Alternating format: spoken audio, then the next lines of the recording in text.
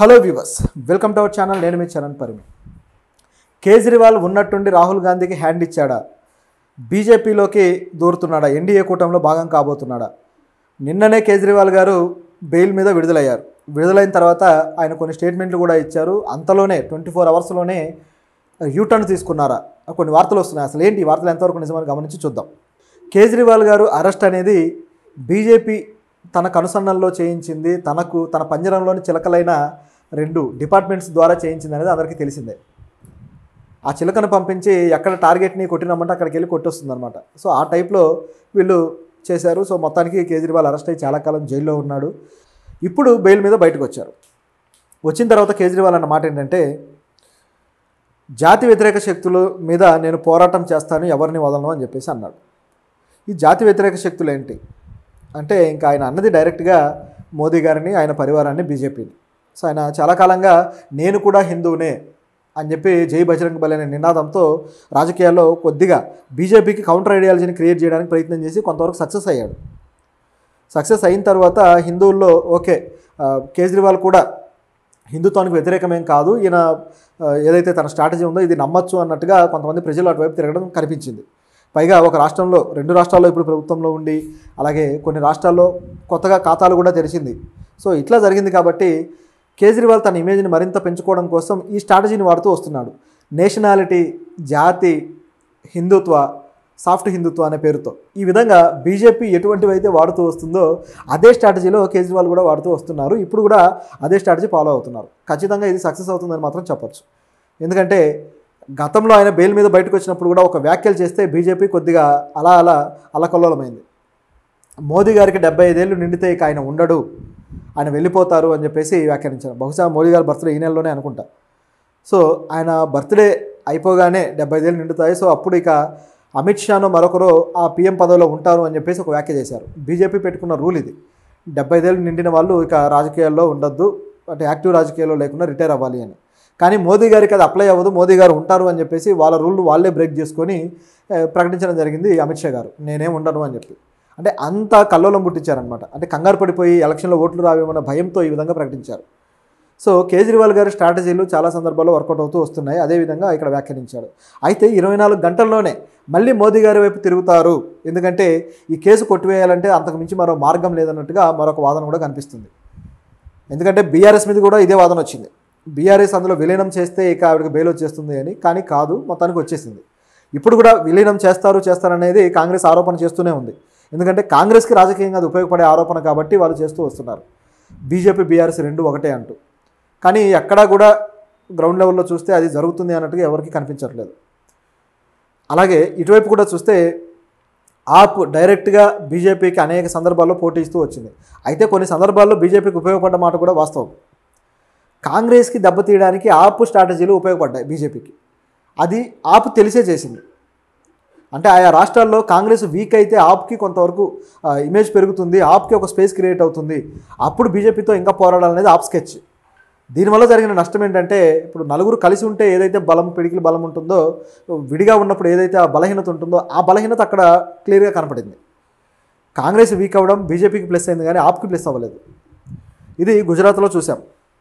గుజరాత్లో మొత్తానికే కాంగ్రెస్ తుడిచిపెట్టుకుపోయిన పరిస్థితి. అలాగే ఉత్తరప్రదేశ్లో పోటీ చేస్తే ఉత్తరప్రదేశ్లో కూడా కాంగ్రెస్కి రావాల్సిన కొన్ని సీట్లలో ఈ ఆప్ కొంతవరకు ఇబ్బంది కలిగించి ఓట్లు చీల్చింది. ఉత్తరప్రదేశ్లో ఆల్రెడీ 4 పార్టీలు కొట్టుకుంటున్నాయి. అలాంటి పరిస్థితుల్లో మళ్ళీ వీళ్ళు దూరి ఇటువంటి ఇబ్బంది అయితే క్రియేట్ చేశారు. సో ఒక రకంగా ఆప్ బీజేపీకే చాలా సందర్భాల్లో ఉపయోగపడ్డ మాట వాస్తవం. అయితే దీని విషయంలో కాంగ్రెస్ నుంచి కొంతమంది నాయకులు, అంటే పెద్ద స్థాయి నాయకులు కాకపోయినా సెకండ్ గ్రేడ్ నాయకులు కూడా కొన్ని ఆరోపణలు చేస్తూ వచ్చారు. ఆప్ కూడా బీజేపీలో భాగమే, ఆప్ కూడా బీజేపీకి బీ టీమే అన్నట్టుగా. అది ఎందుకు చేయాల్సి వచ్చిందంటే ఈ స్ట్రాటజీలన్నీ గమనించిన వాళ్ళకి అది అర్థమవుతుంది. అయితే ఇది కేజ్రీవాల్ ఇంటెన్షన్తో చేశాడా మరి ఏంటయ్యా అంటే, ఆయనకి ప్రధానమంత్రి కావాలనే గోల్ ఉంది. కాబట్టి ప్రధానమంత్రి గోల్ రీచ్ అవ్వాలంటే రాహుల్ గాంధీ ఇమేజ్ని పడేస్తూ పోవాలి, తన ఇమేజ్ని పెంచుకుంటూ పోవాలి. సో ఇది చేయాలంటే కాంగ్రెస్ పార్టీని, అది ఏ రాష్ట్రాల్లో అయితే ఉందో బీజేపీకి ఆపోజిట్గా ఆ రాష్ట్రాల్లో దిగాలి, ఆ కాంగ్రెస్ పార్టీని అణచివేయాలి.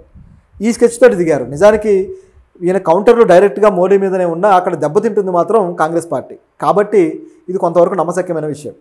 అయితే మరి బీజేపీతో డైరెక్ట్గానే ఒప్పందం కుదుర్చుకొని దిగుతున్నారా? అతన్ని అరెస్ట్ చేసి ఇంతకాలం జైల్లో పెట్టి ఇంత అవమానించిన వ్యక్తి మీద తెల్లారి ఎమ్మటే ఐడియా మార్చుకున్నారా అంటే అవకాశం కూడా లేదు.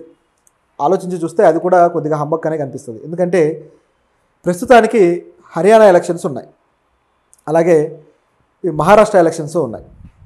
ఈ రెండు చోట్ల కూడా కాంగ్రెస్ పార్టీకి బీజేపీ పార్టీకి కొద్దో గొప్ప ఆపోజిట్గా నిలబడడానికి ప్రయత్నిస్తుంది ఆప్. అంటే మహారాష్ట్రలో రాకపోవచ్చు, మహారాష్ట్రలో ఆల్రెడీ లోకల్ పార్టీలు ఉన్నాయి.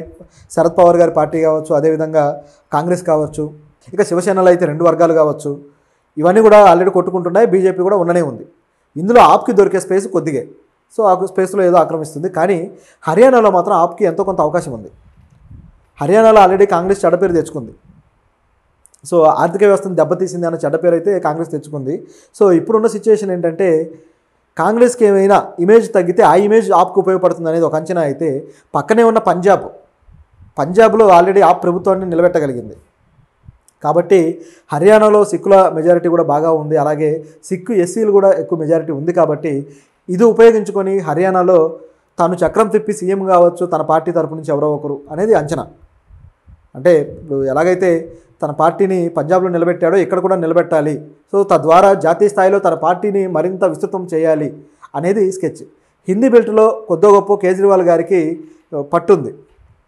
మామూలుగా అయితే మిడిల్ క్లాస్, అప్పర్ మిడిల్ క్లాస్లో బీజేపీకి మంచి పట్టు ఉండేది. అటువంటి పట్టు ఢిల్లీలో కేజ్రీవాల్ సంపాదించారు. ఇప్పుడు అదే క్లాస్, అప్పర్ మిడిల్ క్లాస్ని టార్గెట్ చేస్తూ మిగతా రాష్ట్రాల్లో కూడా ఇది చేయాలి అంటే ఈ స్ట్రాటజీ వర్కౌట్ అవుతుందన్నమాట. సో ప్రస్తుతానికైతే ఈ వచ్చిన రూమర్ ఏదైతే ఉందో రాహుల్ గాంధీకి హ్యాండ్ ఇచ్చి బీజేపీ వైపు వెళ్తున్నాడు అని, దీనికి అంత వ్యాలిడేషన్ అయితే కనపడటం లేదు, అంత నమ్మశక్యంగా లేదు. హర్యానా ఎలక్షన్స్లో తన సత్తా చూపించాలి అంటే అక్కడ ప్రతిపక్షంగా ఉన్న పార్టీని పడేయాలి, అదేవిధంగా అధికారంలో ఉన్న పార్టీని కూడా పడేయాలి. కాబట్టి తాను సొంతంగానే ముందుకు వెళ్తాడు, సొంతంగానే తాను సీఎం అభ్యర్థిని తీసుకొచ్చి నిలబెడతాడు అనేది మనకు ఈ రాజకీయ పరిస్థితులు గమనించిన వాళ్ళకి అర్థమవుతుంది. కనీసం ప్రతిపక్షంగా నిలబడే అవకాశం అయినా హర్యానాలో ఆప్కి ఖచ్చితంగా ఉంది. ఇదిలా ఉంటే ఇక కేజ్రీవాల్ ఆల్రెడీ తన పోరాటం మొదలెట్టేశాడు బీజేపీ మీద. ఇక మరోవైపు కేజ్రీవాల్కి బెయిల్ ఇచ్చిన లాయర్ కూడా కొన్ని వ్యాఖ్యలు చేశారు. సో ఇది ఇంట్రెస్టింగ్గా ఉంది. కేజ్రీవాల్కి బెయిల్ ఇచ్చిన లాయర్ భుయాన్ గారు, జస్టిస్ భుయాన్ గారు ఏమన్నారంటే కొన్ని వ్యాఖ్యలు, 2 ప్రభుత్వం మీద విమర్శలు చేస్తూ కేజ్రీవాల్ మీద కూడా కొన్ని వ్యాఖ్యలు. ప్రభుత్వాన్ని ఏమన్నారంటే పంజరంలో ఉన్న ఈ చిలక బయటికి రావాలి, అప్పుడు మాత్రమే న్యాయం జరుగుతుంది అన్నారు. ఆ చిలక ఎవరయ్యా అంటే సిబిఐ, ఈడీ. కేంద్ర ప్రభుత్వ పంజరంలో వీళ్ళు చిలకల్లాగా ఉన్నారు. సో వీళ్ళు ఎక్కడికి పంపిస్తే అక్కడికి వెళ్ళి కొట్టొస్తున్నారు, ఏదో చిలక కాయలను కొట్టొచ్చినట్టు. కాబట్టి వీళ్ళు ఆ పంజరం నుంచి బయటికి రావాలి అని చెప్పేసి జస్టిస్ భుయాన్ గారు సీరియస్గా సిబిఐ మీద కౌంటర్ వేశారు. మరి ఇప్పుడైనా సిబిఐ సిగ్గు తెచ్చుకుంటుందో లేదో చూడాలి. మొత్తం దేశంలో సిగ్గులేని ఏదైనా శాఖ ఉందంటే ఆ శాఖల్లో నాకు 2 శాఖలు కనపడుతూ ఉన్నాయి. సో ఇది పరిస్థితి. ఇంకా మరొకటి చూసుకుంటే కేజ్రీవాల్ సెక్రటేరియట్కి వెళ్ళి ఆయన పరిపాలన చేయకూడదు, పరిపాలనకి కొన్ని నిబంధనలు, కండిషన్లు పెట్టడం అనేది ఆ కోర్టు ఒకటి చేసింది. సో దీన్ని భుయాన్ గారు కొద్దిగా తప్పుపట్టారు.